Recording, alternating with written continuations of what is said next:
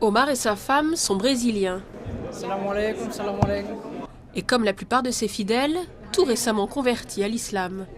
En plein ramadan, ils viennent prier et rompre le jeûne dans cette mosquée en cours de construction dans la banlieue nord de Rio. Le grand écart, pour Omar, il y a à peine 4 ans, ce graphiste était curé. J'ai trouvé toutes les réponses à mes questions. J'ai trouvé dans l'islam tout ce que j'ai toujours cherché.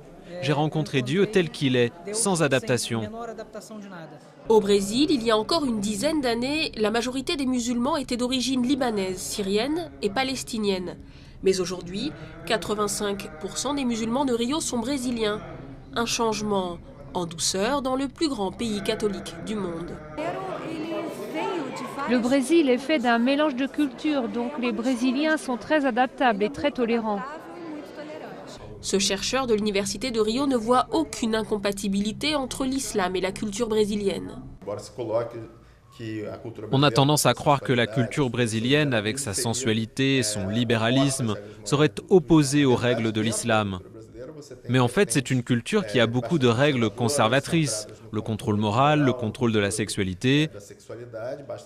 Il suffit de voir qu'au Brésil, les évangélistes ont beaucoup de succès. Il n'existe aucun recensement officiel du nombre de musulmans au Brésil.